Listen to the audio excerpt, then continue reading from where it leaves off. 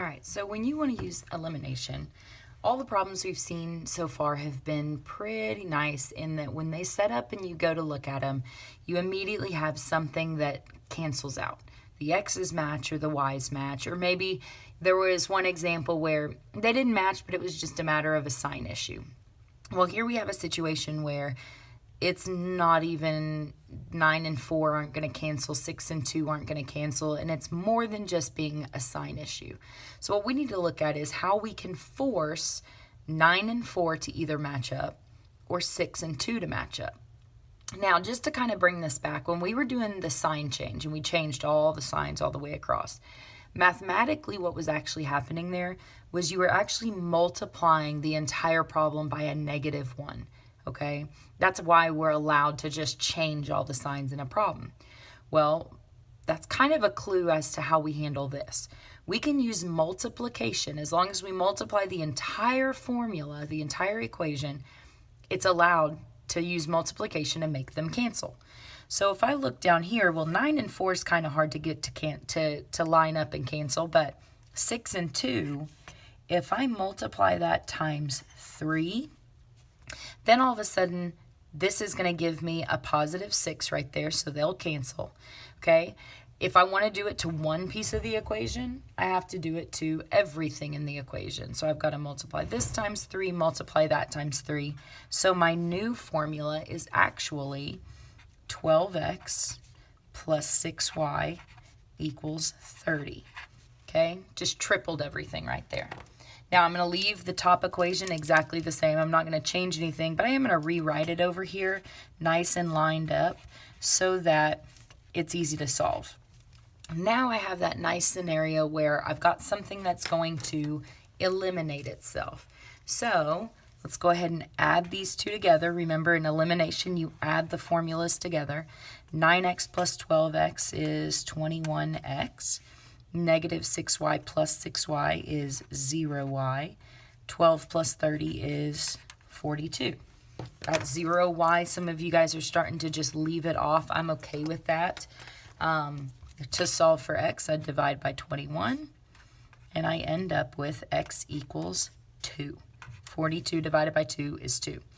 Now, here's what's cool.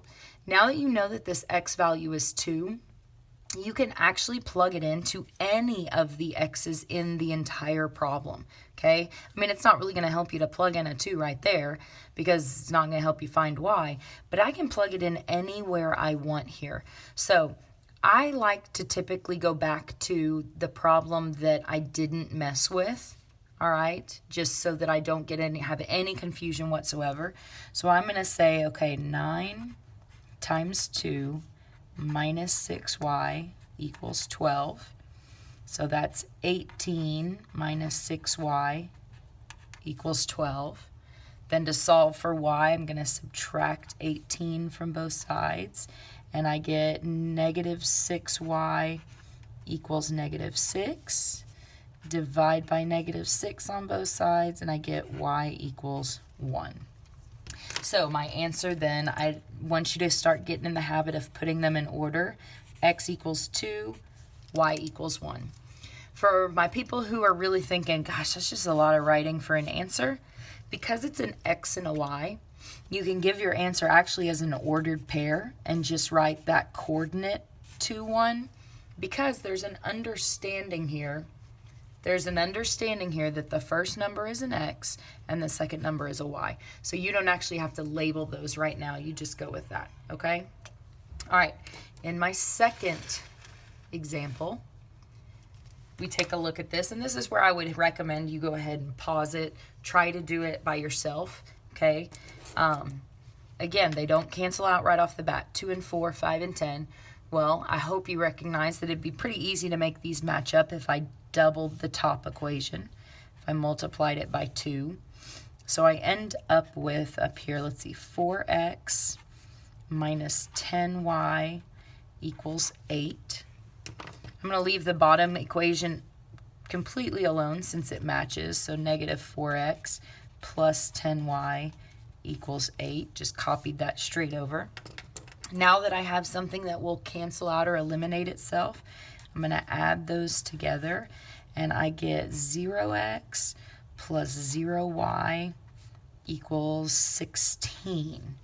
Well, 0x really isn't there, 0y really isn't there. So really what I have here is 0 equals 16. So if you remember back to the notes we took the other day, that means this is a special scenario. My variables have all canceled out. 0 does not equal 16, ever, doesn't happen. So this is actually a no solution problem. It's one of those special scenarios that does not work, okay?